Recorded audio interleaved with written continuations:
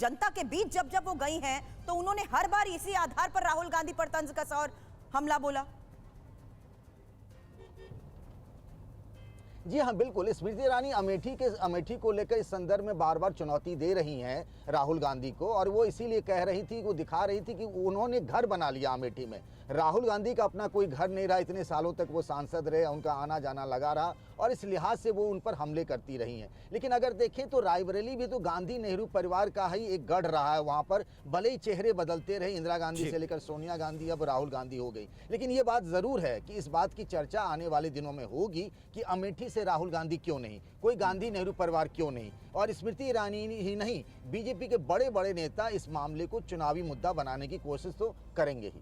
बिल्कुल, ये चुनावी मुद्दा बनता हुआ नजर आएगा। जो बीजेपी है वो इस पर पहले भी हमला बोल रही थी, और अब आखिरकार जब फैसला हो गया तो इस पर अब देखना होगा बीजेपी का क्या बयान आता है। लेकिन पंकज जी, एक सवाल ये भी है, क्योंकि अगर उत्तर प्रदेश की बात की जाए, लोकसभा सीटों के लिहाज से सबसे बड़ा राज्य हो जाता है, तो क्या यहां से, क्योंकि पहले तो यह तक हो रहा था कि क्या राहुल गांधी या प्रियंका गांधी या कोई भी गांधी परिवार से उतरेगा भी या नहीं दोनों सीटों पर, लेकिन वायनाड के साथ साथ अब राहुल गांधी का रायबरेली से भी चुनाव लड़ना, इस लिहाज से कि 80 लोकसभा सीटों वाला राज्य है, क्या यह भी एक बड़ा फैसला माना जाए, क्या इस पर भी एक असर पड़ता नजर आएगा?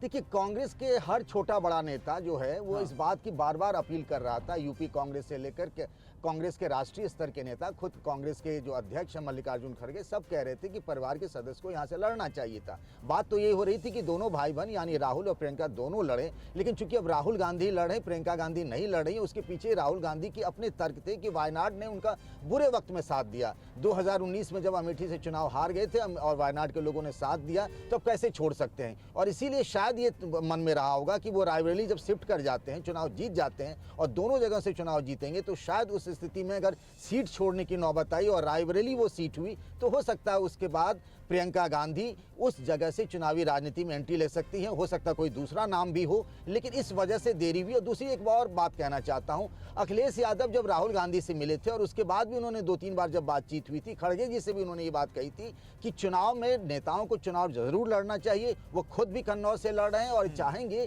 कि इंडिया गठबंधन की तरफ से राहुल और प्रियंका भी चुनाव लड़ें। इससे यूपी में एक बड़ा असर पड़ेगा कार्यकर्ताओं पर, उनके मनोबल पर, और ये बात आखिरकार राहुल ने मानी है और वो रायबरेली से चुनाव लड़ रहे हैं। सर, जब अखिलेश और राहुल सामने आते हैं तो वो, अगर हम वोट टर्नआउट और परसेंटेज की भी बात करें, तो कहीं ना कहीं क्या ये वोट सहयोग के आधार पर शिफ्ट हो पाएगा? क्योंकि यूपी में कांग्रेस का वोट शेयर अगर सिर्फ 2-3% के अंदर अंदर ही सीमित रह चुका है, और उसमें पिछले चुनाव में प्रियंका की ये बहुत बुरी हार, बहुत ज्यादा असर यूपी में ही कांग्रेस के खुद के कार्यकर्ताओं और उनके कैडर पर पड़ा था।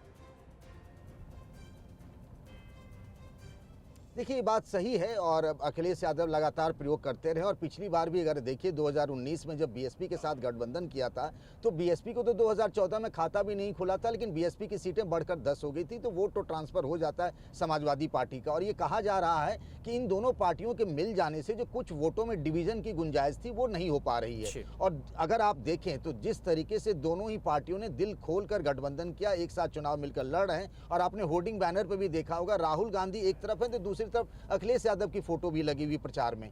तो ये बता रहा है कि दोनों ही सहयोगी दल और नेता आपस में साथ मिलकर लड़ रहे हैं बीजेपी से मुकाबले के लिए। और ये वोट ट्रांसफर होने वाली जो बात कही जाती है कि ऐसा नहीं होता है, ऐसा होता है। कांग्रेस का भले ही जितना ही कम वोट शेयर यूपी में क्यों न रहा हो। ठीक है, बिल्कुल, बहुत बहुत शुक्रिया आपका पंकज इस पूरी जानकारी के लिए। तो ये बड़ी खबर, इस पर लगातार हमारी नजर बनी हुई है। आखिरकार अमेठी और रायबरेली से कौन चुनाव लड़ेगा ये तय हो गया है, नाम सामने आ गया, और इस पर आज नॉमिनेशन भी होना है दोनों सीटों पर। इस पर भी सबसे बड़ी कवरेज आपको हम दिखाएंगे।